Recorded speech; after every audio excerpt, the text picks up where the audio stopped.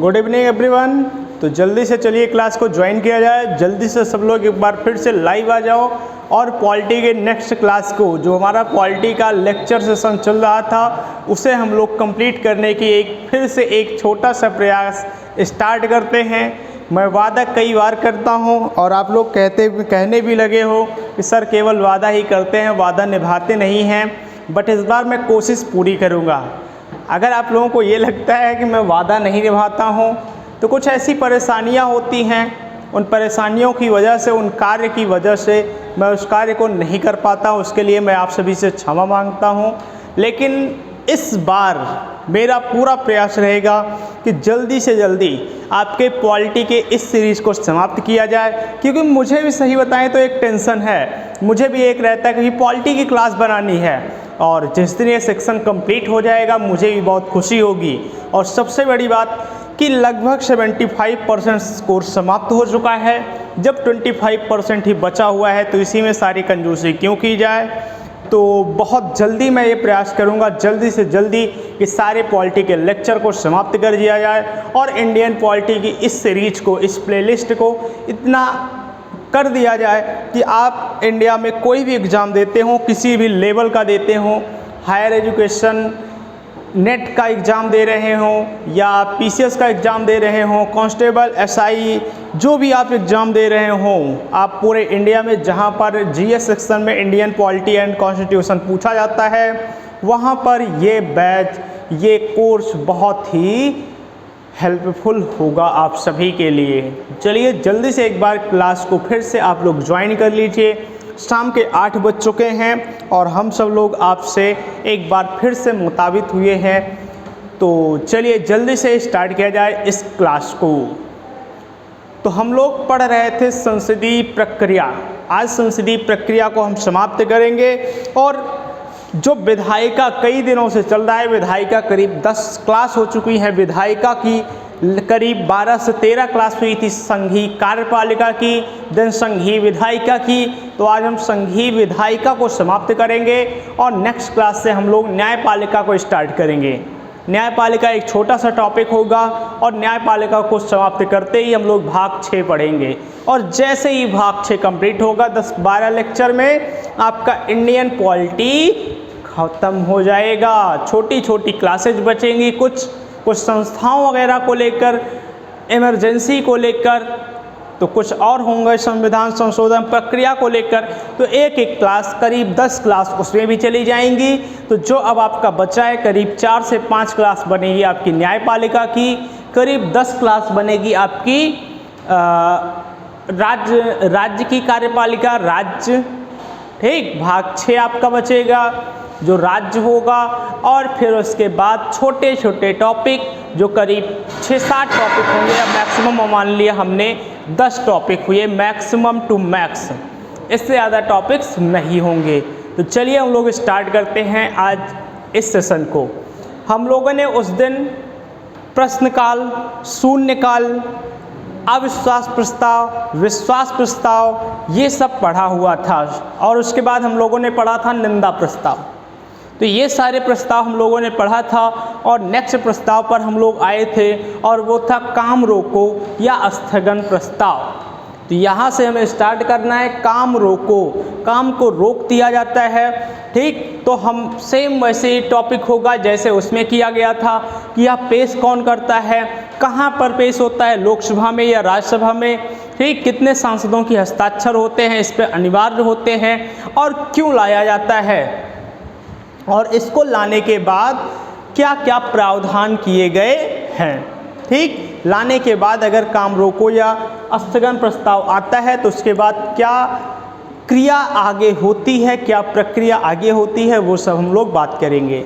तो सबसे पहली बार आपसे यदि क्वेश्चन पूछा जाता है काम रोको प्रस्ताव या स्थगन प्रस्ताव कौन लेकर आता है, तो काम रोको तो पक्ष तो गवर्नमेंट लेकर आएगी नहीं, सरकार तो लेकर आएगी नहीं, कहेगी काम रोको। अपना ही काम कौन रुकवाता है, तो काम हमेशा कौन रुकवाएगा, विपक्ष रुकवाएगा। संसद के कार्य को कौन रुकवाता है, हमेशा विपक्ष रुकवाने का प्रयास करेगा। तो कहने का मतलब है अगर आपसे ये क्वेश्चन पूछा गया कि काम रोको या स्थगन प्रस्ताव कौन लेकर आता है, तो ये लाने वाला है विपक्ष। ये विपक्ष लेकर आएगा, पहली बात हो गई। दूसरी बात, अब विपक्ष लेकर आएगा, चलिए बहुत अच्छी बात है, विपक्ष लेकर आएगा काम रोको या स्थगन प्रस्ताव। लेकिन दूसरी बात ये होगी कि ये प्रस्ताव लाया कहाँ जाएगा? ये प्रस्ताव लोकसभा में लाया जाएगा या राज्यसभा में लाया जाएगा, या लोकसभा और राज्यसभा दोनों जगह आ सकता है, या फिर कहीं नहीं आएगा?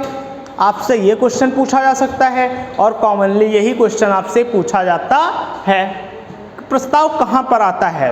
तो यदि आपसे ये क्वेश्चन पूछा गया तो ना ही लोकसभा में ना ही राज्यसभा में, नहीं आता है ना, आता है लोकसभा और राज्यसभा दोनों जगहों पर, दोनों सदनों में आता है ये प्रस्ताव, जिसे हम लोग कहते हैं काम रोको या स्थगन प्रस्ताव। दोनों सदनों में आता है, ऐसा नहीं है केवल लोकसभा में या केवल राज्यसभा में, ऐसा नहीं होता। काम रोको या स्थगन प्रस्ताव दोनों सदनों में लाया जाता है और लाने के लिए कंडीशन होती है, लाने के लिए कंडीशन होती है। कंडीशन सबसे पहली होती है कि इसके लिए 50 सांसदों के हस्ताक्षर अनिवार्य होते हैं। मिनिमम 50 सांसदों के हस्ताक्षर होने चाहिए। यदि मिनिमम 50 सांसद, न्यूनतम 50 सांसद इस पर सहमति नहीं दर्ज करते हैं विपक्ष के, तो काम रोको या स्थगन प्रस्ताव नहीं लाया जा सकता। 50% नहीं, 50 कुल सांसदों की संख्या, तो 50 सांसद होने चाहिए। जैसे उन्होंने हस्ताक्षर किया तुरंत संसद के सामने आ जाएगा काम रोको प्रस्ताव। लेकिन अब सवाल उठता है कि क्यों करेंगे 50 सांसद सदस्य, 50 सांसद क्यों करें हस्ताक्षर, क्या कारण होगा? कारण भी तो कोई ना कोई होगा। तो कारण यह होता है कि जब मामला होगा लोक महत्व का, जब मामला होगा लोक महत्व का, पब्लिक वेलफेयर का, तो पब्लिक वेलफेयर में ही जनहित अगर किसी बात में होगी तभी लाया जा सकता है काम रोको प्रस्ताव। कोई पर्सनली कुछ होगा किसी मंत्री का, किसी पार्टी का, तो उस समय काम रोको प्रस्ताव या स्थगन प्रस्ताव नहीं लाया जा सकता। तो कहने का मतलब है कि जब तक आम जनमानस से संबंधित कोई समस्या नहीं होगी तब तक नहीं लाया सकता है। ये बात हुई। अब होता है कि यदि काम रोको या स्थगन प्रस्ताव आ जाता है तो क्या होगा? तो संसद भंग कर दी जाती है, उस दिन संसदीय प्रक्रिया को रोक दिया जाता है, नेक्स्ट डेट दी जाती है, ठीक। और ये होता है कि जिस वजह से, जिस कारण से वो आया रहता है तब तक संसदीय प्रक्रिया भंग रहती है, जब तक सरकार उसका सही उत्तर ना दे।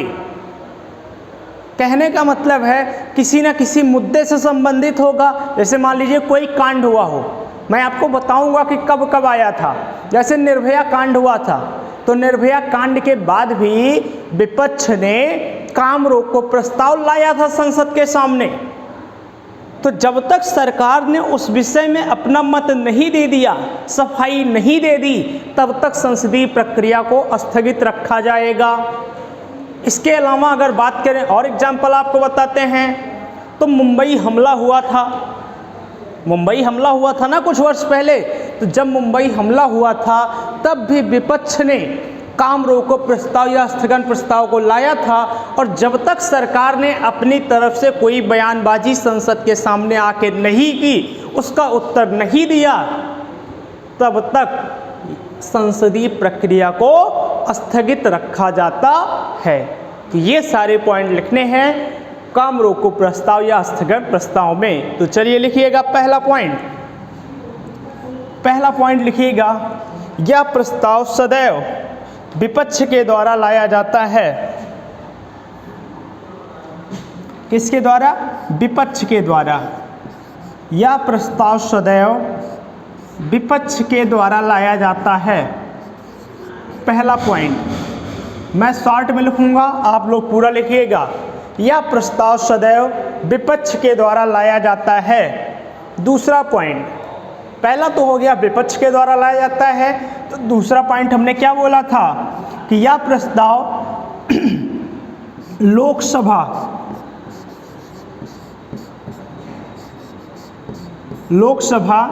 तथा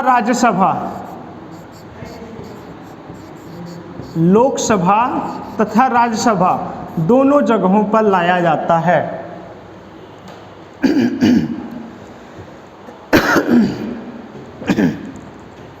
यह कहाँ पर लाया जाता है? लोकसभा और राज्यसभा दोनों जगहों पर लाया जा सकता है। तीसरी बात मैंने बताई कि इसमें कितने सांसदों के हस्ताक्षर अनिवार्य होते हैं? तो 50 सांसदों के, 50 सांसदों की अनुमति अनिवार्य या 50 सांसदों के हस्ताक्षर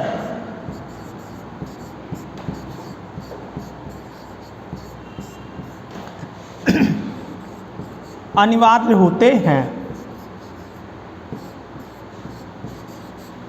कितने? 50। इसके बाद हमने बताया कब आएगा, किस कारण पे आएगा, तो लिखिएगा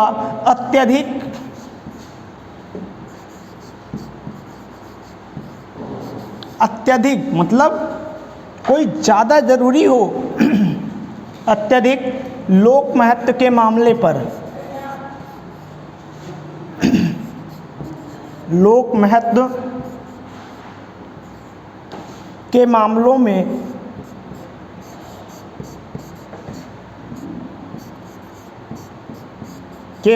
में लाया जाता है, के मामलों में स्थगन प्रस्ताव लाया जाता है।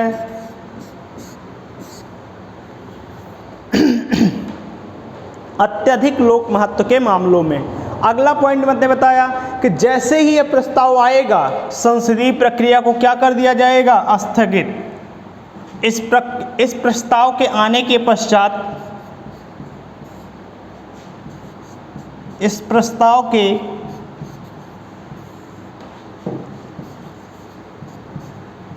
आने के पश्चात संसदीय प्रक्रिया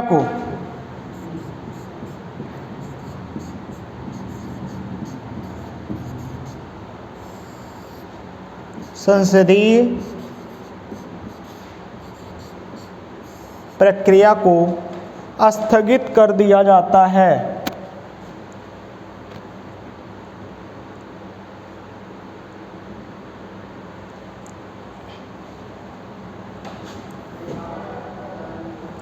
संसदीय प्रक्रिया को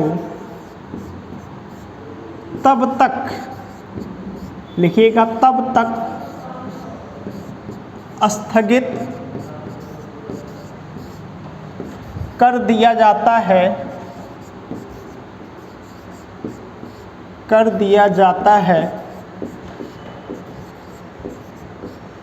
जब तक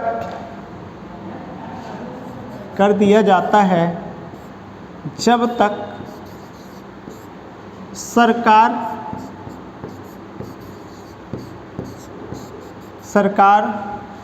प्रस्ताव के कारण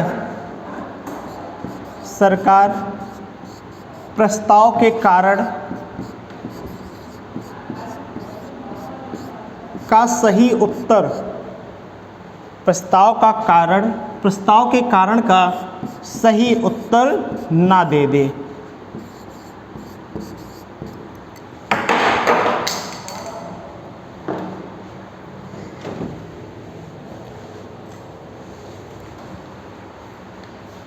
सही उत्तर ना दे दे।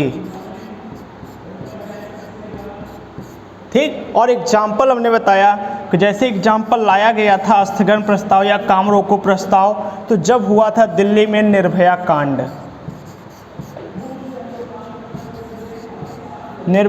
हुआ था, तो निर्भया कांड के समय आया था।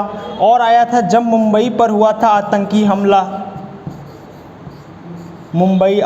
हमला, तो ये सारी वो घटनाएं थी जब आया था स्थगन या काम रोको प्रस्ताव।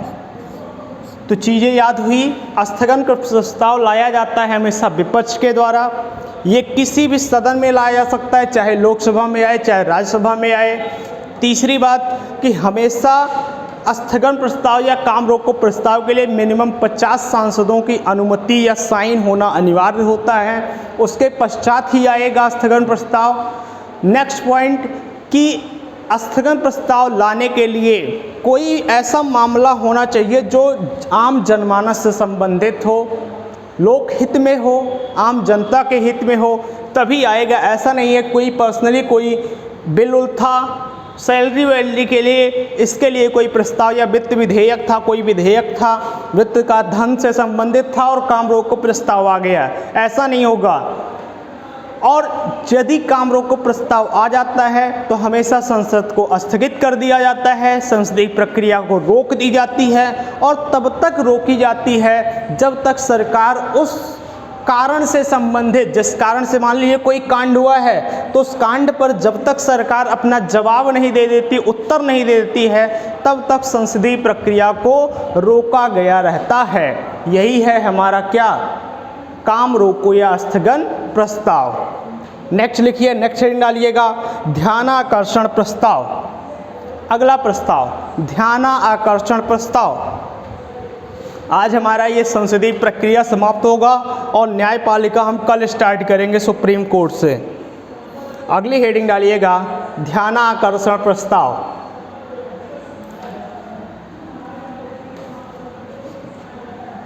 हेडिंग डालिए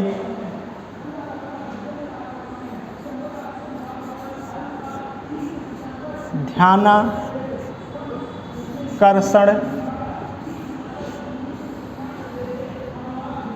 प्रस्ताव।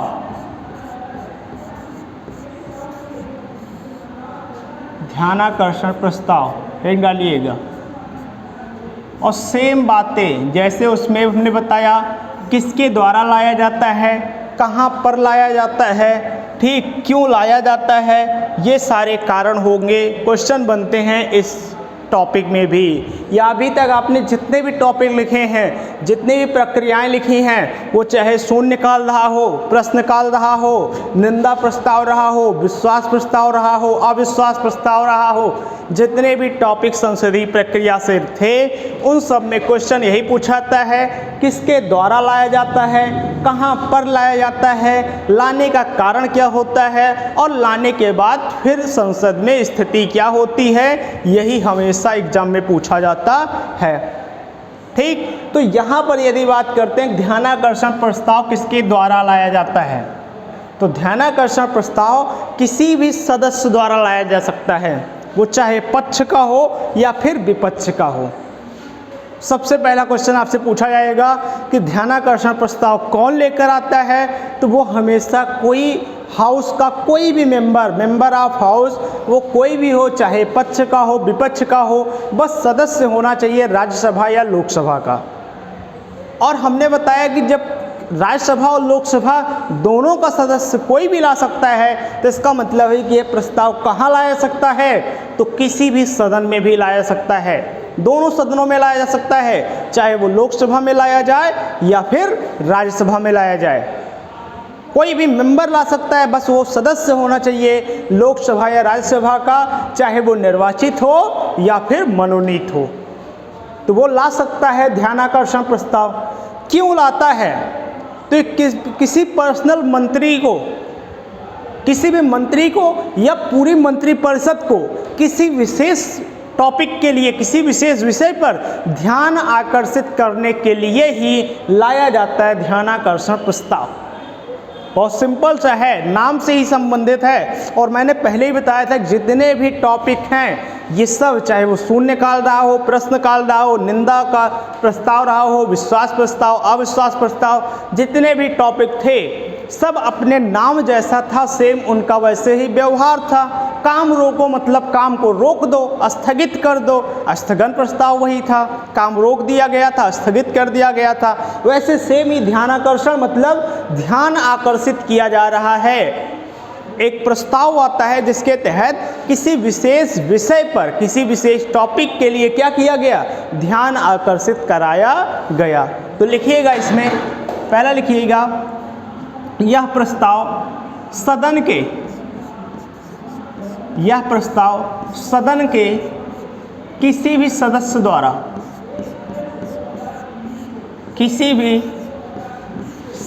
द्वारा लाया जा सकता है।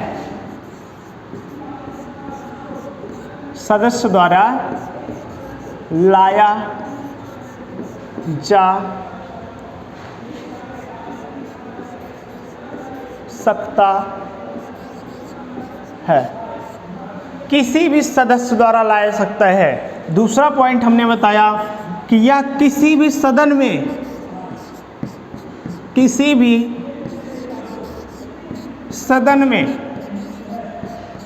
और किसी भी सदन में मतलब क्या हुआ, लोकसभा तथा राज्यसभा दोनों में, किसी भी सदन में लाया जा सकता है।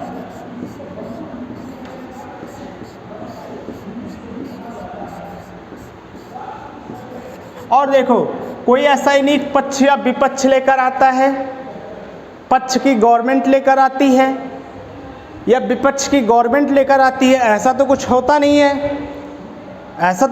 नहीं है। इसीलिए इसमें ऐसा नहीं है कि इतने सदस्यों के हस्ताक्षर होना अनिवार्य है, ऐसा कुछ नहीं होता है, ठीक। और ये भी हमेशा किस लिए लाया जाएगा, जब कोई विशेष बात होगी और उस विशेष बात पर क्या होगी, ध्यान आकर्षित करना होगा। तो लिखिएगा अगला पॉइंट, लोक महत्व के मामले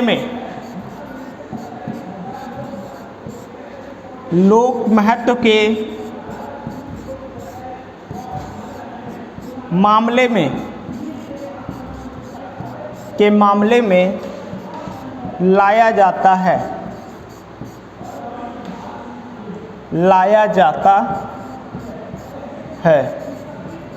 अगला पॉइंट लिखिएगा, इससे या इस प्रस्ताव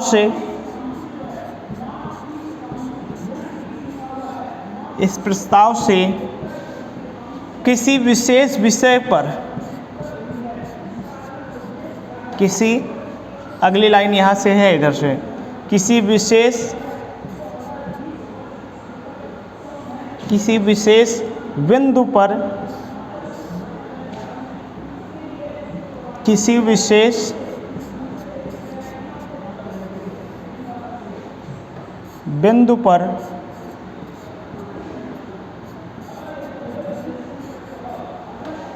पर ध्यान आकर्षित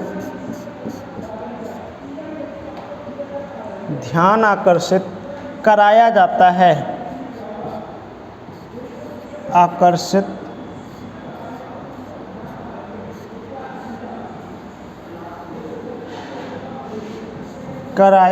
है।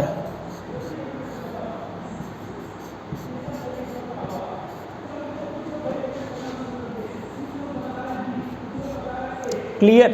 और नोट करके एक पॉइंट लिखिएगा, मैं आपको एक बात समझाऊंगा।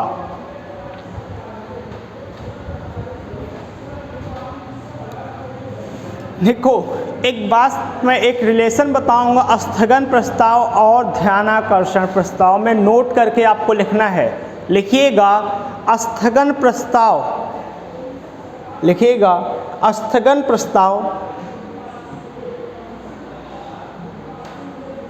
लिखिएगा एक पॉइंट,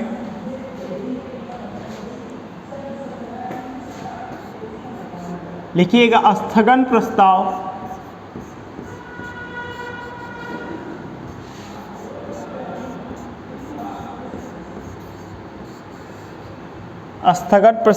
को ध्यानाकर्षण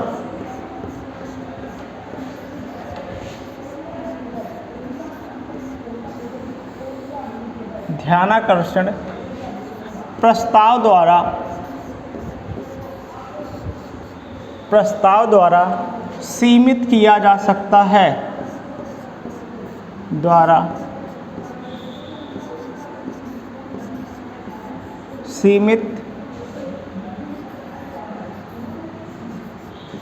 किया जा सकता है। इसके बाद दो प्रस्ताव बचेंगे, ये नोट करके आपने लिखा होगा, ये नोट करके लिखिएगा, डाल लीजिएगा नोट, और नोट में इस पॉइंट को लिखिएगा, फिर समझाता हूँ मैं इसे। दो प्रस्ताव इसके बाद और बचेंगे, एक होगा कटौती प्रस्ताव और दूसरा होगा थैंक यू प्रस्ताव। एक होगा कटौती प्रस्ताव और दूसरा होगा थैंक यू प्रस्ताव। एक और है विशेषाधिकार प्रस्ताव। देखो क्या लिखा है, स्थगन प्रस्ताव को ध्यानाकर्षण प्रस्ताव द्वारा सीमित किया जा सकता है। कहने का मतलब है कि स्थगन प्रस्ताव आने वाला है, लेकिन उससे पहले यदि ध्यानाकर्षण प्रस्ताव आ जाता है तो इस प्रस्ताव को स्थगित कर दिया जाएगा, इसे माना नहीं जाएगा। इसके जो लिमिटेशन है उसे सीमित कर देता है कौन, ध्यानाकर्षण प्रस्ताव, यही लिखा हुआ है। अगली हेडिंग डालिएगा विशेषाधिकार प्रस्ताव। अगली हेडिंग डालिए, 3 पॉइंट बचे हैं अभी। विशेषाधिकार प्रस्ताव, देखो नाम से ही ये भी पता है, विशेषाधिकार, विशेष अधिकार है ये, विशेष अधिकारों के लिए।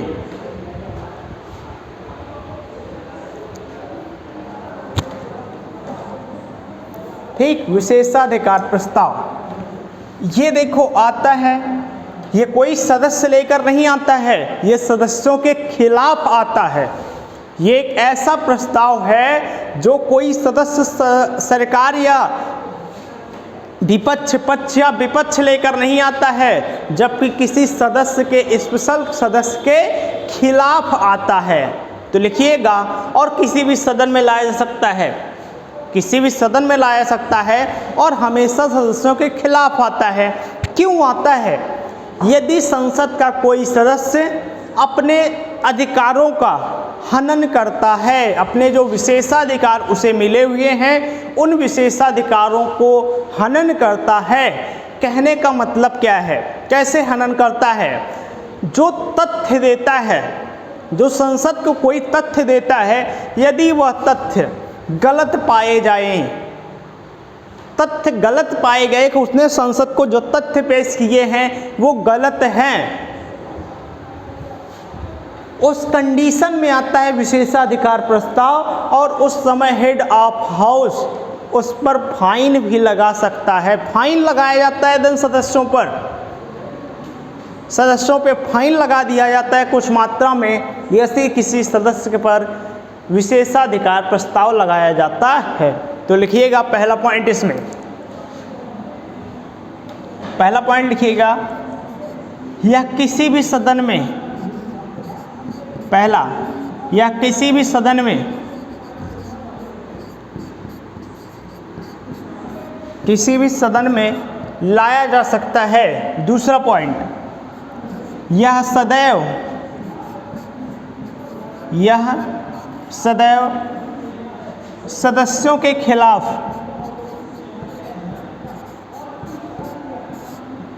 सदस्यों के खिलाफ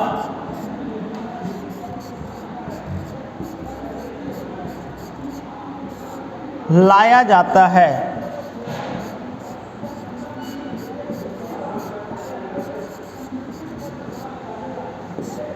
यह सदैव सदस्यों के खिलाफ लाया जाता है।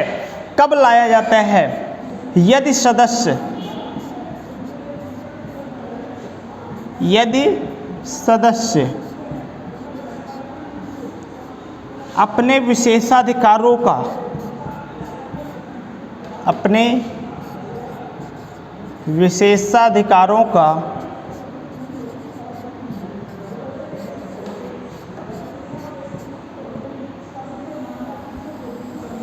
विशेषाधिकारों का हनन करे तो,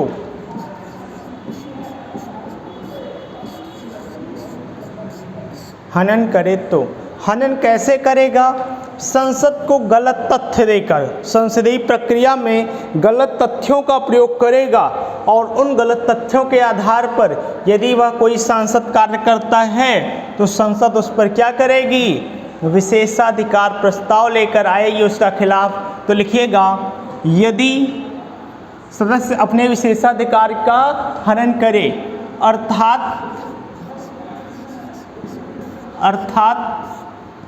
सदस्य संसद के समक्ष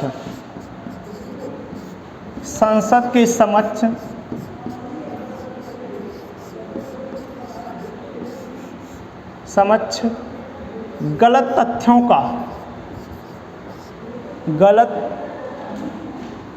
तथ्यों का प्रयोग करे।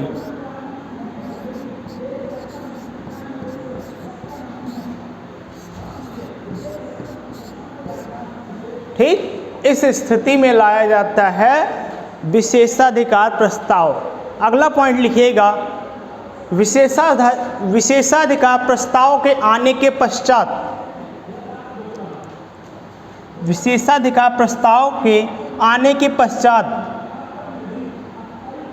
हेड ऑफ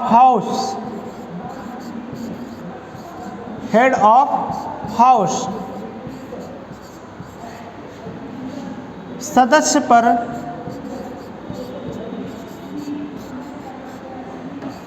पर फाइन भी लगा सकता है, मतलब शुल्क भी लगा सकता है, फाइन भी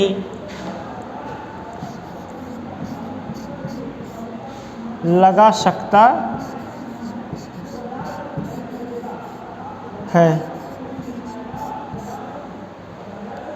ठीक, यदि ऐसा कुछ होता है तो हेड ऑफ हाउस उस सदस्य पर क्या लगाता है, फाइन लगाता है। देन अगला प्रस्ताव लिखिएगा, कटौती प्रस्ताव। अगला प्रस्ताव हेडिंग डालिए, कटौती प्रस्ताव। छोटा सा टॉपिक बचा है दो, कटौती प्रस्ताव और धन्यवाद प्रस्ताव, थैंक यू मोशन। लिखिएगा कटौती प्रस्ताव।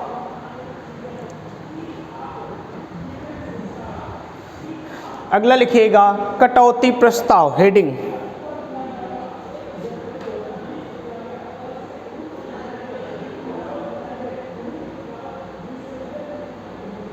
नाम से ही यहाँ भी समझ में आ रहा होगा, कटौती हो रही है किसी चीज़ की।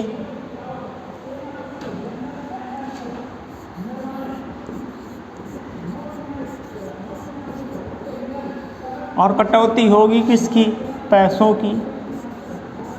लेकिन आपको बहुत ताज्जुब होगा कुछ चीज़ें जान के, यहाँ पर आपको मजाक लगेगा। कट मोशन, या इसी को कहते हैं कटौती प्रस्ताव या कट मोशन।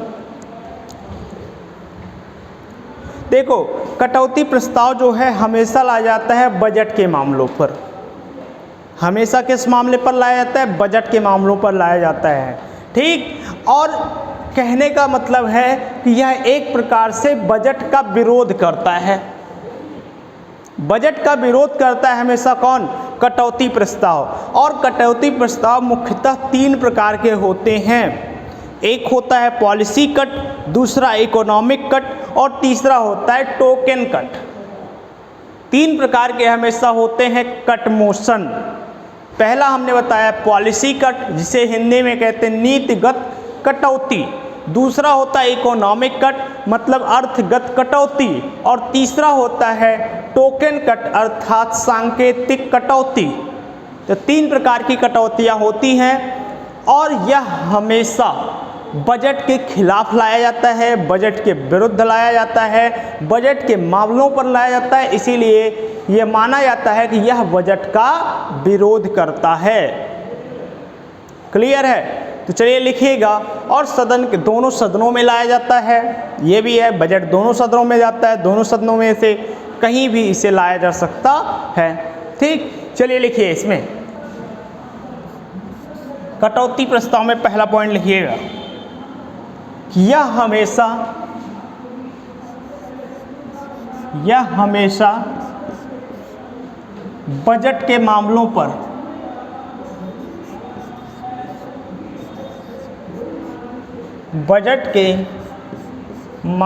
पर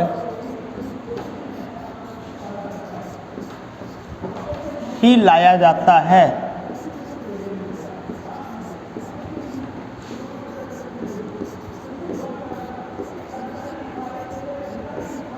ठीक, दूसरा पॉइंट इसमें लिखिएगा,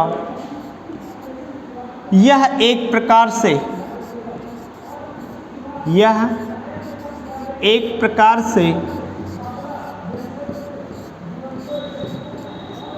बजट का विरोध करता है।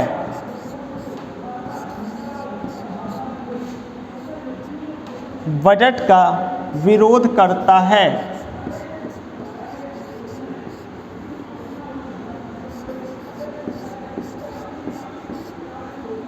बजट का विरोध करता है। ठीक, तीसरा पॉइंट लिखिएगा, कटौती मुख्यतः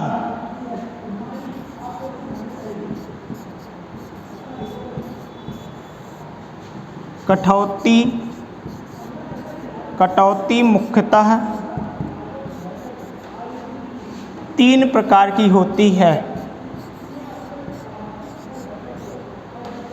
तीन प्रकार की होती है। ये 3 उ दिख रहा है क्या?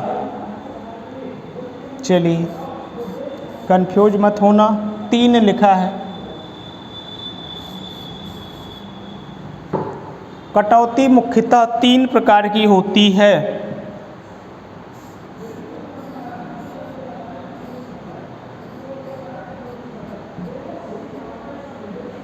ठीक, तीनों में पहला लिखिएगा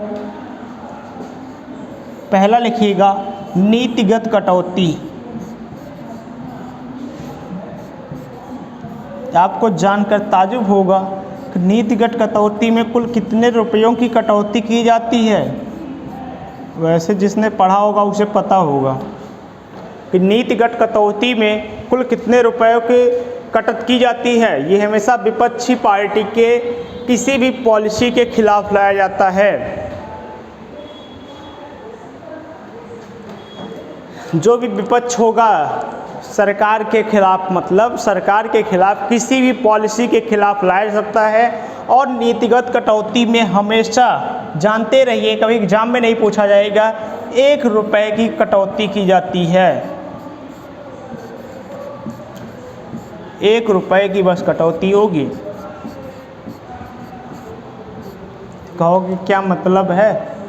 ऐसी कटौती का क्या फ़ायदा जो केवल 1 रुपये की कटौती करे।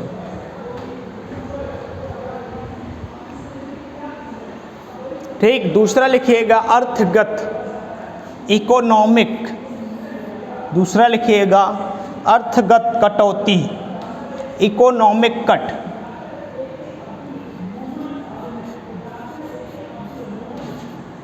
अर्थगत कटौती।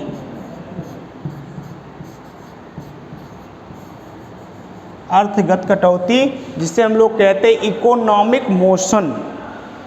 लिखिएगा, इसमें स्पेसिफिक अमाउंट या विशिष्ट राशि को कम किया जाता है। इसमें कुछ विशिष्ट राशि को, लिखिएगा, इसमें कुछ विशिष्ट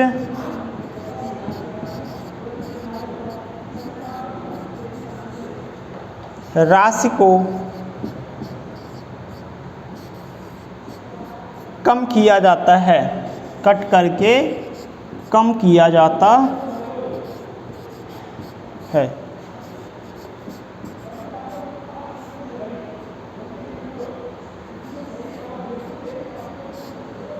क्लियर है? तीसरा लिखिएगा सांकेतिक कटौती। तीसरा लिखिएगा सांकेतिक कटौती।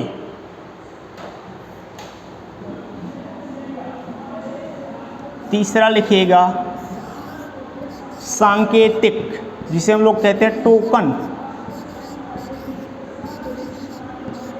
सांकेतिक कटौती।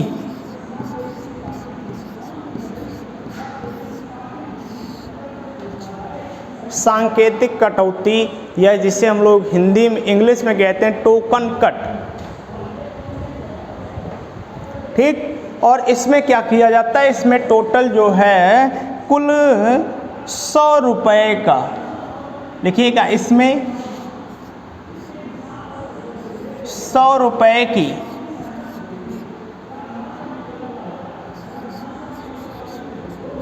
कटौती की जाती है।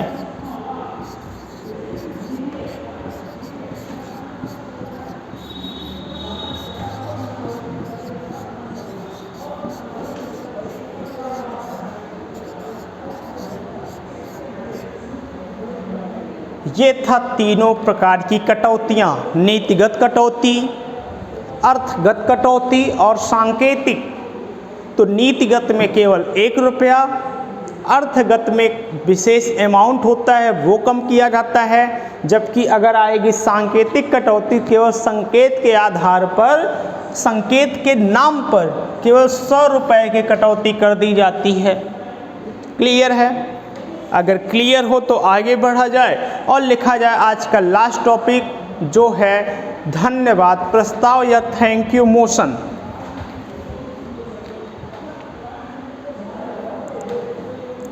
थैंक यू मोशन, धन्यवाद प्रस्ताव।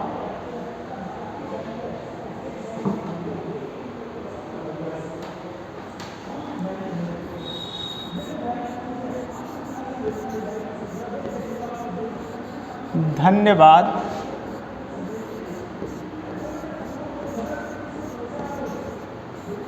प्रस्ताव। यहाँ अगर इंग्लिश में इसे लिखना चाहें तो इसे इंग्लिश में लिखा जाता है thank you motion.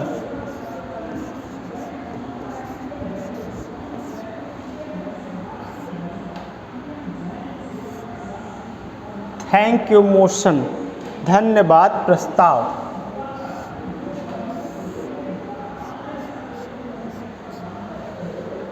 Thank you motion.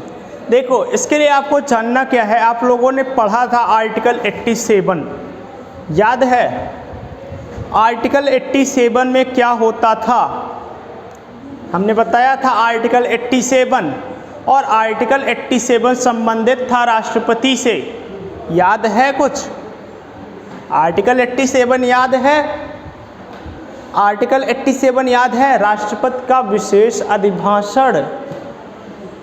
राष्ट्रपति विशेष अभिभाषण देता है किस आर्टिकल के तहत? आर्टिकल 87 के तहत। आर्टिकल 87 के तहत प्रत्येक वर्ष के पहले सत्र में राष्ट्रपति का अभिभाषण होता है। होता है या नहीं होता है? होता है या नहीं होता है? किस आर्टिकल के तहत? आर्टिकल 87 के तहत। किस आर्टिकल के तहत? आर्टिकल 87 के तहत जब कोई नई सरकार आती है तब, और जब प्रत्येक वर्ष का पहला सत्र स्टार्ट होता है, प्रत्येक वर्ष का पहला सत्र, यानी कि किसी भी वर्ष का पहला सत्र बजट सत्र होता है। बजट सत्र से साल की शुरुआत होती है, और उसी सत्र से पहले आता है हर वर्ष थैंक यू मोशन, यानी धन्यवाद प्रस्ताव, राष्ट्रपति का अभिभाषण। उसी सत्र के पहले क्या होता है? राष्ट्रपति का अभिभाषण होता है, और इसी अभिभाषण के जस्ट पश्चात प्रधानमंत्री द्वारा राष्ट्रपति को थैंक यू मोशन दिया जाता है। बात समझ में आ रही है? पूछा जाएगा आपको कि धन्यवाद प्रस्ताव कौन प्रस्तुत करता है, तो प्रधानमंत्री प्रस्तुत करता है। किसे प्रस्तुत किया जाता है? तो वो दिया जाता है, पेश किया जाता है राष्ट्रपति के समक्ष। क्यों किया जाता है? क्योंकि राष्ट्रपति प्रत्येक वर्ष सत्र के प्रारंभ में राष्ट्रपति आर्टिकल 87 के तहत दोनों सदनों को संबोधित करता है, जिसे राष्ट्रपति का अभिभाषण कहते हैं, अभिभाषण कहते हैं।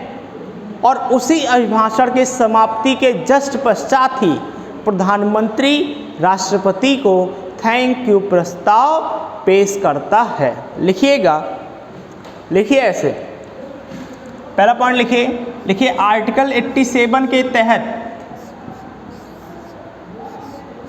लिखिए आर्टिकल 87 के तहत, आर्टिकल 87 के तहत राष्ट्रपति का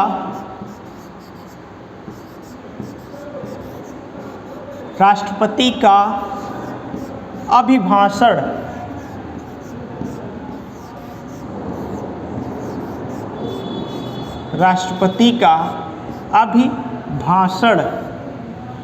किस आर्टिकल के तहत? तो आर्टिकल 87 के तहत, ठीक। और यह अभिभाषण दोनों सदनों में दिया जाता है, दोनों सदनों को संयुक्त रूप से, दोनों सदनों को संयुक्त रूप से, कहने का मतलब ये नहीं अलग अलग नहीं, दोनों सदनों को संयुक्त रूप से, लिखिएगा,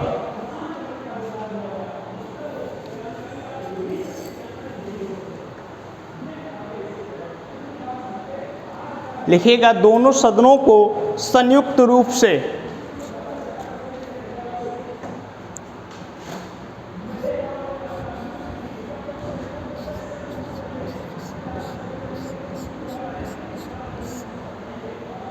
दोनों सदनों में होगा, चलिए ठीक है, को संयुक्त रूप से। और कब लाया जाता है, यदि पूछा गया आपसे कि यह अधिभाषण कब होता है, व्हेन, तो हमेशा आंसर इसका होगा प्रत्येक वर्ष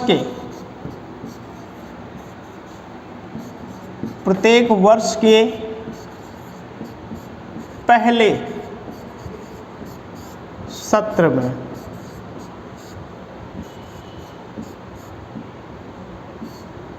प्रत्येक वर्ष के पहले सत्र में आता है क्या? राष्ट्रपति का अभिभाषण। और जैसे ही ये अभिभाषण समाप्त होगा तो लिखिएगा इसी अभिभाषण के पश्चात, लिखिएगा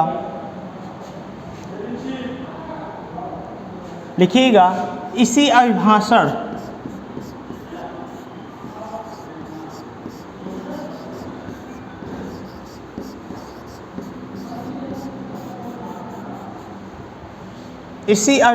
के पश्चात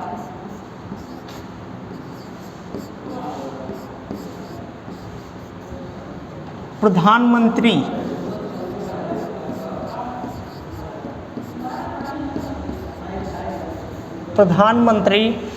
राष्ट्रपति को या राष्ट्रपति के समक्ष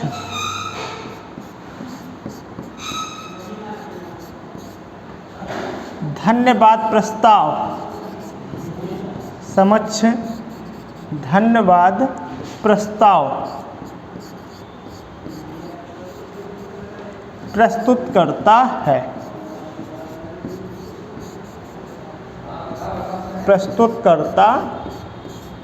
है। ये हो गया आपका संसदीय प्रक्रिया समाप्त। चलिए हम लोग एक बार फिर से रिवाइज कर लेते हैं कि आज हम लोगों ने क्या क्या पढ़ा है। चलिए हम लोग आज संसदीय प्रक्रिया को स्टार्ट किए और संसदीय प्रक्रिया हमने स्टार्ट किया काम रोको से। अपना काम तो आगे बढ़ाया लेकिन काम रोक दिया संसद का। किस प्रकार से रोका? संसद में कब आया प्रस्ताव? तो चलिए हम लोग बात करते हैं। उसके बाद जितने ही प्रस्ताव हमने पढ़े उन सब के बारे में हम लोग देखते हैं एक बार।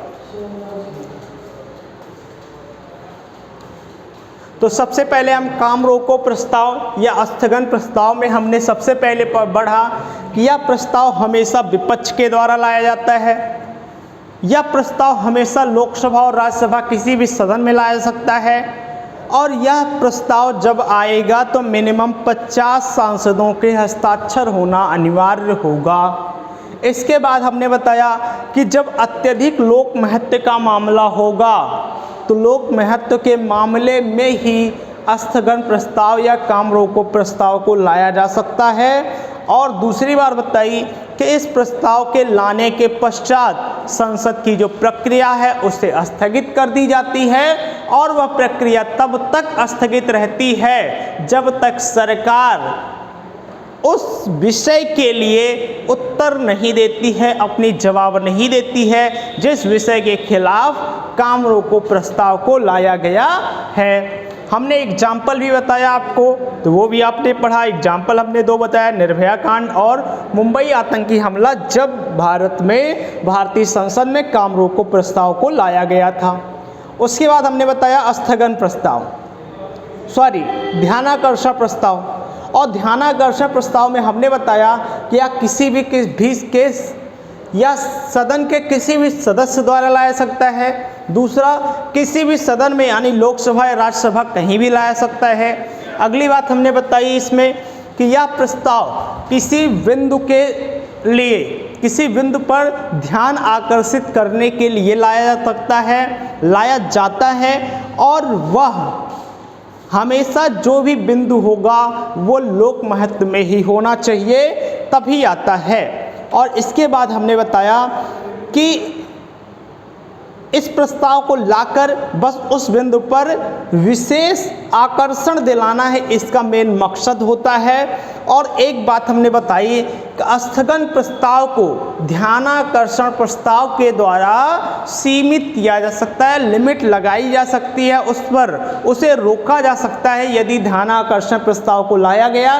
कहने का मतलब ध्यानाकर्षण प्रस्ताव को हमेशा प्रायोरिटी दी जाती है। इसके बाद बताया मैंने विशेषाधिकार प्रस्ताव के बारे में कि यह किसी भी सदन में लाया जा सकता है, सदैव सदस्यों के खिलाफ लाया जाता है और यदि सदस्य अपने विशेषाधिकारों का गलत तरीके से प्रयोग करते हैं, अर्थात संसद के समक्ष कुछ ऐसा तथ्य पेश करते हैं जो तथ्य गलत थे, तो तब ये प्रस्ताव आता है। और इस प्रस्ताव के आने के बाद संसद का जो चीफ होगा, जो हेड ऑफ हाउस होगा, वो फाइन तक लगा सकता है उस सदस्य पर।